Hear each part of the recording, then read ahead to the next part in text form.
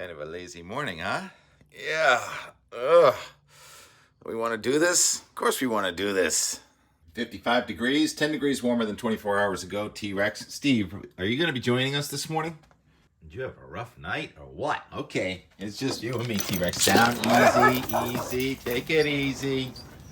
Wow, Wednesday beauty. That means the weekend's not going to be nice, right? Wrong. Pretty serious morning. A couple of serious questions. Who keeps digging this hole every single night? I refill it every single day. Doug Kent asked me yesterday, do you think that we're going to have wet surfaces in the morning? I said, I don't know. We have warm air advection. If we keep the breeze up, we should maybe have dry ground. Wrong. Ground is soaked. Wet surfaces. Strike one. It stayed clear here, although in western New York this morning, temperatures are in the mid-60s with showers approaching, so we're still under the influence of the high pressure system. We had some radiational cooling last night, obviously. Parts of New Hampshire are actually in the mid-30s, 30 degrees cooler than western New York. Warm air advection will commence. Another really serious weather question. Could a seemingly harmless tropical storm off the coast of Mexico somehow become a Category 5 catastrophic hurricane on the coast 18 hours later? Sadly, the answer to that is yes, it happened. Hurricane Otis shocked the entire world last night, meteorological world and citizens of Mexico. Just back on Sunday and Monday, the National Hurricane Center had it coming ashore as a fairly benign tropical storm, and then just over the last 36 hours, everything changed. And it became a Category 5, fastest, strongest developing storm on the Mexico coast in history, rivaling Andrew for the most rapid intensification and landfall on record. It exceeds Patricia on the coast of Mexico in 2015 for the worst storm. Acapulco had never even had a Category 2 hurricane. Volcaholic on Twitter chases extreme weather. I don't know if that person was there, but got some imagery. The devastation in Acapulco this morning before the sun even comes up. So, still dark there. The worst of the storm is done. Some of that energy will work into the front that's coming at New England next week. It is an Arctic front, the first Arctic front of the season. Yesterday I mentioned that, but what's that mean? Well, that means it's pure Arctic air, as cold as it gets pretty much on the planet going forward here into winter. And different than a polar front. Polar front is not as extreme. So anyhow, you have a polar front, then you have an Arctic front, and temperature in northwestern Montana this morning is 5 to 10 degrees and still going down. So that's pure Arctic air. Let's track that first using the 850 millibar. The blue is the freezing cold enough for snow. The purple is the Arctic air, and you can see that boundary is not that far to our north. And it's going to kind of dip down here a little bit Saturday night, Sunday. We're going to get some colder air coming in, and then it kind of lifts north again Monday, Tuesday, and then comes back at us Wednesday, Thursday, perhaps with some wintry mix in there. The guidance is kind of all over the place on what that's actually going to mean for New England. GFS, for example, is going to bring the front in on Sunday and Monday with the wet weather perhaps turning white. Meantime, let's just look at the Euro here. This is the surface feature. You can see one low goes north of us today. Another low goes north of us Friday. We're on the warm side. And then they start to go across northern New England Saturday into Sunday, then right across and to our south by next Halloween and Wednesday. Looks like a wintry mix if you look at the Euro with its 1,000 millibar low off a Cape Cod benchmark. I'll just tell you though that the GFS has a 1035 high at that same spot at that same time. So to say there's a lack of confidence in the forecast after about Saturday night is an understatement.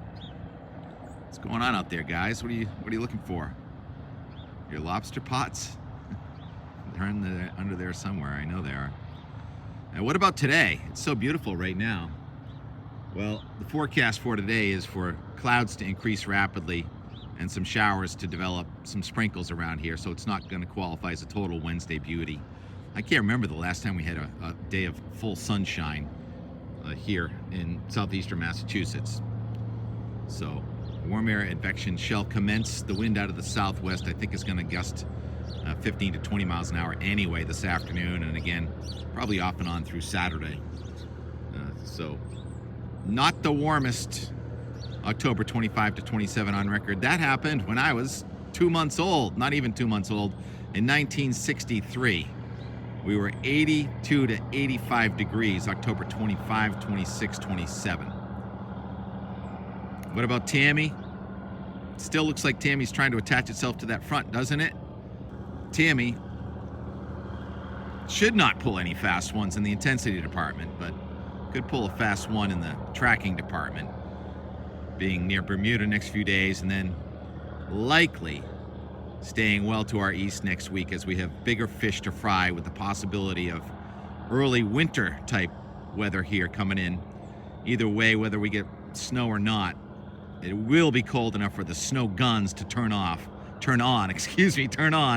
at places like Killington, where I'm sure it's going to get real serious real fast next week, and other ski areas that are aggressive. Sadly, I don't think my ski area is one of those. Anyhow, enjoy this really warm weather for now. Yesterday, I signed up for Naturalist on an app so I could identify that tree that I was talking about yesterday, where that heron landed and has the pine pollen in the autumn, top of that tree right there on the other side of the house next door. And I hope I pronounced it correctly. I believe it was Cedrus Deodara, common to the Himalayan range. Yeah, but used as an ornamental here in North America. Yeah, that's right. Get it together, Tim. So much on my mind. I'm sure I missed a bunch of what I wanted to talk about.